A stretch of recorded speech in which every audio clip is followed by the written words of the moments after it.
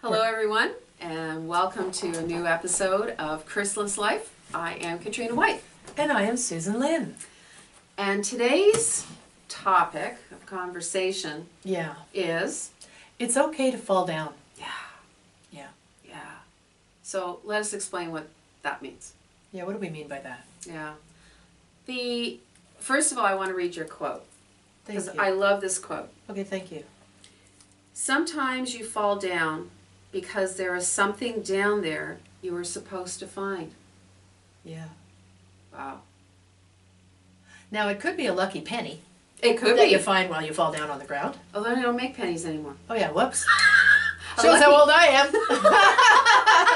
A lucky dollar.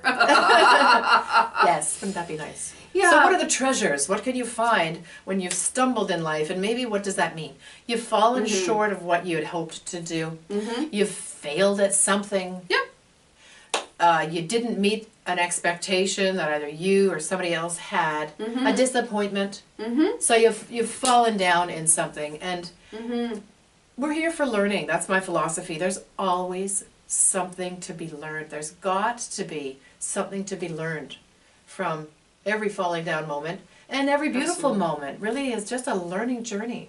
It is. I mean, the greatest philosophers of our time, the greatest business leaders of our time, they've all said their greatest learning came from their greatest failures. Exactly. That you hear that. Yeah. Because it was always easy. How do you grow and expand and learn and stretch yourself beyond the known? So it stretches you beyond what you already were doing and you already knew.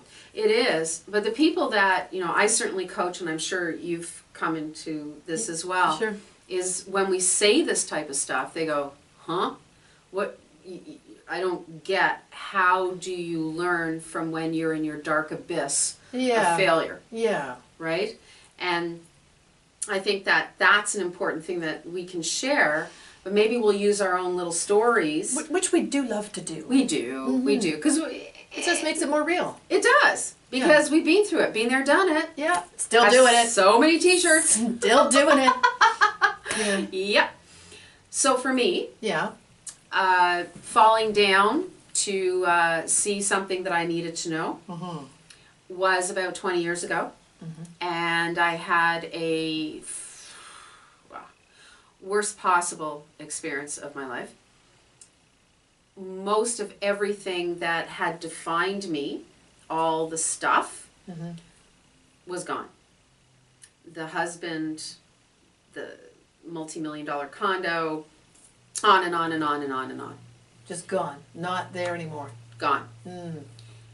And I had spent quite a few years working hard and fast and furious to see myself as worthy of all these trappings. And I lived in a society that identified with me based on who I was, the title I had, the money I had, the car I drove, blah, blah, blah, blah, blah. Completely fake. But at the time... Felt real? It felt very real. That was your life. That was my world, right? Yeah. That's what you built. Then it was gone. Yeah. Not just like that, but pretty close. Yeah. It was like, okay, now what? And I had no clue. I was completely immobilized. I was devastated. I went into such a dark abyss. And it sounds very superficial the way I'm saying it, but we don't really have enough time to get into it. I'm actually writing this in the book to get into a lot more detail. Because there is quite the backstory to this. But the bottom line is that I fell into a very, very dark place. And I believe very strongly that the universe sent me all of that because I was completely playing from a place of ego. And where was I? So I was a lost little girl. And that little inner child was going, Ma, help, help. Yeah. So I ended up, with nothing. Greatest thing that ever happened to me. Wow. Absolutely shifted everything. And quite honestly, it kick-started, like literally kicked me to start the process of really getting to understand who I am and what I really need. Understanding that most people around me were just attached to me because of this persona. you know, my good friends were still there, but boy, I lost about 90% Wowee. of the community that I used to live in. You lost a lot. Because I was no longer part of their world. Oh boy, yeah. I was, but I wasn't. Yeah. So wow, and I'm glad I'm not a part of that. Yeah. Because there was nothing, it was all fake. Right, it didn't feed your soul. Not at all. Sounds like... Fed my ego. Very, very healthy. It sounds like you were involved in things that were just not coming from the heart. No, they weren't. Yeah. So how about you? Well, on reflecting on this topic, about when you fall down, there's something to learn. Mm-hmm. I learned so much from the Louise Hay book, You Can Heal Your Life, and I've been using it for years and years and years. We happen to have a copy right here. It's mine. Earmarked, highlighted. I've bought this book so many times and I just give it away to people. And it just shows about how, well, first of all, affirmations work is one thing. Mm-hmm.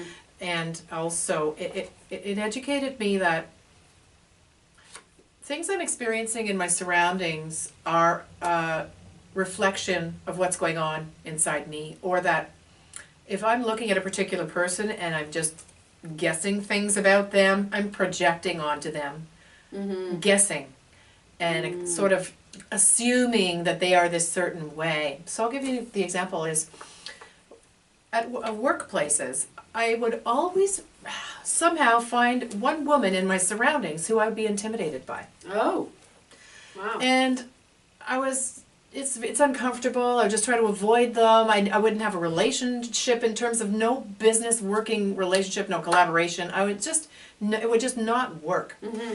And so then this happened at the second workplace I was in my 20s. Then it happened at the third workplace I was in. And I'm like, there's that woman again. She's always a different person, but there's that someone who I'm intimidated by. I can't really communicate with them because I'm too afraid to.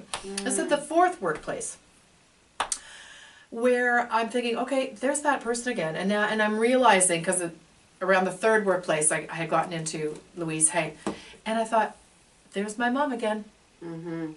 Okay, so because my mom tended to express her anger a lot when I was little, I would really retreat and feel afraid.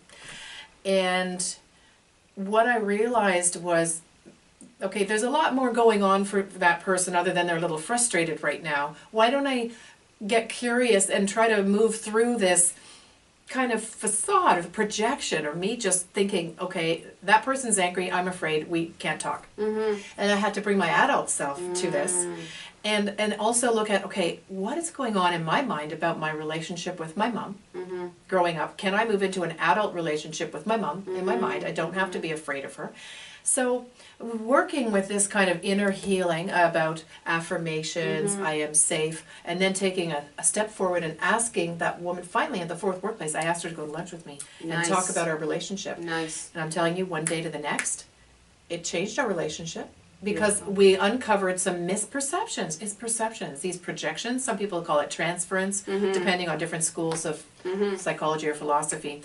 And it just disintegrated it all. And we were two humans, adult women, having a talk and saying, surely we can collaborate. And from that day forward, our relationship at work changed, and we could talk to each other. Yeah. And the wonderful thing is, as I'm working with all of this, my relationship with my beautiful mom also changed, and it took time.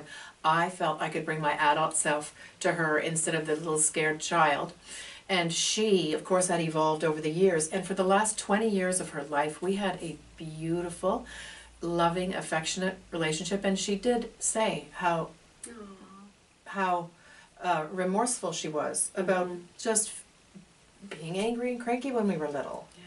So this inner work, while it feels like you fell down, I failed again, I again am in the intimidating relationship with a woman at work, it's just, what is there to be learned and to be gained? Right. And me shifting that enriched my whole, it's part of enriching your whole life. Going within, which is what we talk about with Crysalyst. All the time. Going within. That's what it's about. Turning things over, having a look, reading some resources, trying something new. It's not like the magic wand, like this law of attraction thing isn't the magic wand. It's get a new perspective. That's right. Try something new as a result, and then see what the domino effect is, or the ripple out effect is. And for me, I'm so glad I found something like Louise say, you can heal your life. It affected so many parts of my life, but the one I'm just talking about right now is I got an adult relationship with my mom for 20 years. It's huge. It was healing and so rewarding. And a great awakening. Yeah. Right? For her, for you. Yeah. And to move forward, and not from a place of fear and regret, but from just a place of pure love and acceptance for what was. Yeah.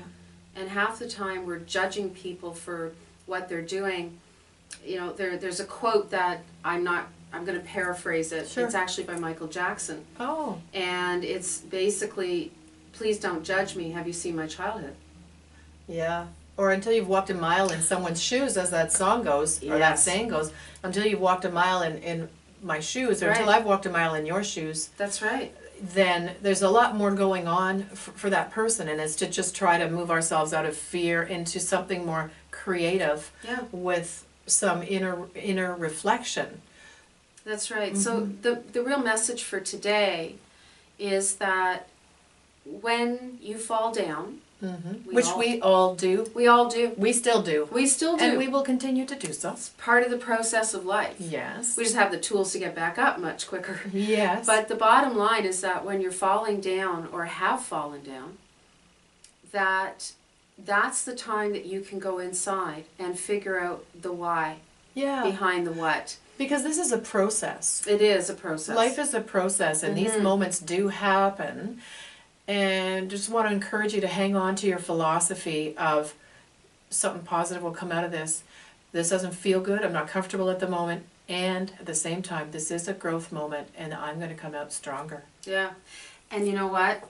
A shout out to Louise Hay, who has been our mentor for years. Since the day we picked up her earlier edition of this book. Yes. You Can Heal Your Life. Buy it. I first, not that I've met her in person. You have? No. You know, I haven't. No, I want to. Yeah, so do I. Oh, and I first picked this up in 1991. Yeah. And I still use this book. It will forever be part of my grouping of go-to places. And, and every day I read an affirmation. It's a good reference. I just do. And we create our own affirmations now. We do. But so thank you for joining us. Thank you, Louise Hay, for writing. Thank you, Louise. Which started a whole new conversation in people's minds and around the world. Yeah. And we hope that next time, or if you're already fallen, that you realize you can get up again. And you can be wiser and stronger for it. It's sent to you for a reason. It's all learning. It is all learning. And you're going to be okay. You will be okay. Yeah. As Louise says, all is well. All is well. In the infinity of life. All is perfect, whole, and complete. Yeah. On that note, I think it's a wrap. It's a wrap. And this is a wrap, and this is a wrap. Again? I did it again. Not so much of a surprise, but I did it this time. Anyway, I think that's a scene. It is. And scene. And scene. Ciao, ciao. Thank you so much for joining us in Crysalyst Life, and we look forward to seeing you again. Until next time.